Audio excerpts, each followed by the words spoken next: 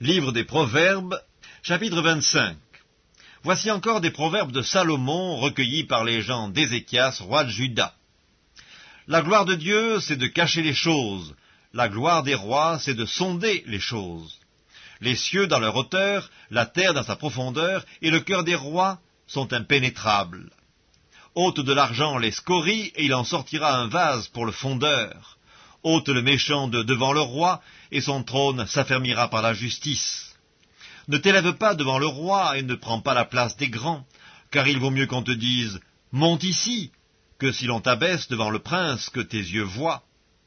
Ne te hâte pas d'entrer en contestation, de peur qu'à la fin tu ne saches que faire, lorsque ton prochain t'aura outragé. Défends ta cause contre ton prochain, mais ne révèle pas le secret d'un autre, de peur qu'en l'apprenant, il ne te couvre de honte, et que ta mauvaise renommée ne s'efface pas. Comme des pommes d'or sur des ciselures d'argent, ainsi est une parole dite à propos.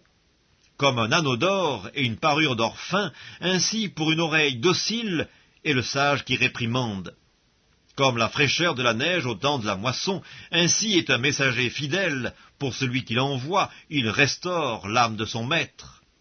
Comme des nuages et du vent sans pluie, ainsi est un homme se glorifiant à tort de ses libéralités. Par la lenteur à la colère on fléchit un prince, et une langue douce peut briser des os. Si tu trouves du miel, n'en mange que ce qui te suffit, de peur que tu n'en sois rassasié et que tu ne le vomisses. Mets rarement le pied dans la maison de ton prochain, de peur qu'il ne soit rassasié de toi et qu'il ne te haïsse. Comme une massue, une épée et une flèche aiguë, ainsi est un homme qui porte un faux témoignage contre son prochain. Comme une dent cassée et un pied qui chancelle, ainsi est la confiance en un perfide au jour de la détresse. Ôter son vêtement dans un jour froid, répandre du vinaigre sur du nitre, c'est dire des chansons à un cœur attristé. Si ton ennemi a faim, donne-lui du pain à manger. S'il a soif, donne-lui de l'eau à boire, car ce sont des charbons ardents que tu amasses sur sa tête, et l'Éternel te récompensera. Le vent du nord enfante la pluie, et la langue mystérieuse un visage irrité. Mieux vaut habiter à l'angle d'un toit que de partager la demeure d'une femme querelleuse. Comme de l'eau fraîche pour une personne fatiguée, ainsi est une bonne nouvelle venant d'une terre lointaine.